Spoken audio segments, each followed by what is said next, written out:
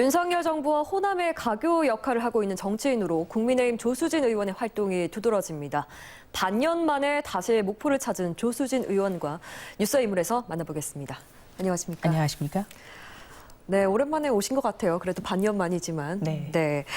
작년 6월이었습니다. 무소속으로 당선됐던 이 민선 8기 시장 군수들을 잇따라 좀 만나셨습니다. 네. 공식화하셨는데 그 이후에도 만남을 계속 하셨죠? 예. 우선 저는 제가 정치부 기자를 하면서 김대중 전 대통령 마크맨이라고 하죠. 네. 담당 기자를 오래 했기 때문에 목포를 참 자주 왔었습니다.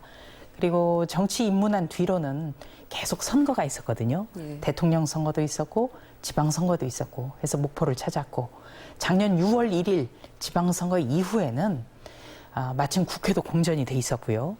또 전남의 많은 분들이 윤석열 정부가 출범함으로써 과연 호남에 대한 어떤 그 지원이라든지 이런 게 제대로 될까 걱정하시는 기류가 좀 여전히 많다고 들었습니다. 예. 그래서 국회 공전을 어떻게 보면 활용해서 제가 목포를 찾았고요.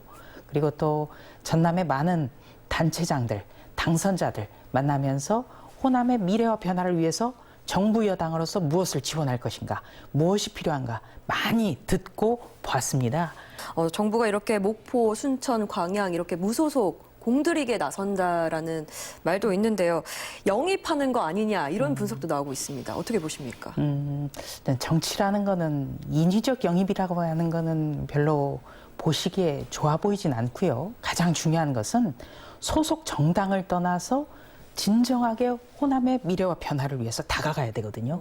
그렇다면은 당적과 관련 없이 지역 현안에 대해서 들어야 됩니다. 호남에서는 여전히 국회의원들이 거의 전원 다 더불어민주당 소속이지 않습니까? 네. 그렇다면은 기초단체장들이 어떤 지역 현안과 사업을 할 때는 외로울 수가 있어요. 그렇기 때문에 더 정부 여당의 일원으로서 어떤 기댈 곳을 만들어주는 게 필요하다. 저는 그렇게 생각했습니다. 다시 지도부 도전하십니까? 지금 지도부에 다시 좀 도전해야 되는 거 아니냐 이런 그 권유가 많아서 아직 많이 듣고 고민하고 있습니다. 네. 국민의힘이 아직은 영남을 기반으로 해서 영남 지역에 많은 분들이 있죠.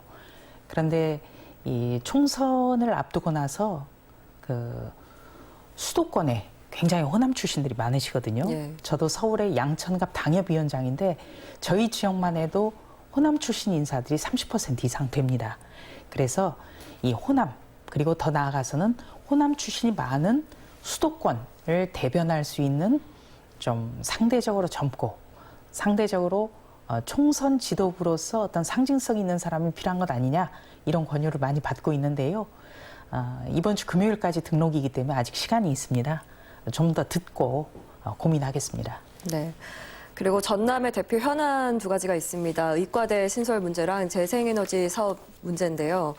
속도가 나지 않고 있는데 정부의 관심이 결국엔 예산으로 귀결되는 것 같은데 어떻게 보십니까? 네, 우선 윤석열 정부가 탄생한 지가 아직 1년이 되지 않았거든요. 네. 그래서 임기 5년 중에 아직 1년이 되지 않았기 때문에 우리 목포 시민분들이 조금 더 인내심을 갖고 기다려 주셨으면 좋겠다. 이런 좀 부탁을 드리고요.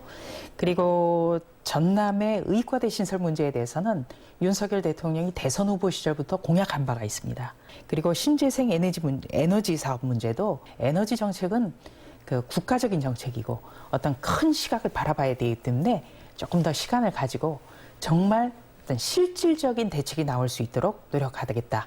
조금만 지켜봐 달라. 이렇게 부탁을 드리겠습니다. 네. 마지막으로 목포 MBC 시청자와 또 전남 도민들께 한 말씀 부탁드리겠습니다. 네. 우리 정치가 가야 될 것은 국민 통합을 지향해야 되는 것입니다.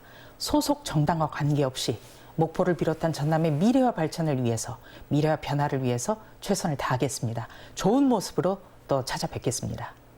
네, 지금까지 국민의힘 조수진 의원과 함께했습니다. 오늘 나와주셔서 고맙습니다. 네, 고맙습니다.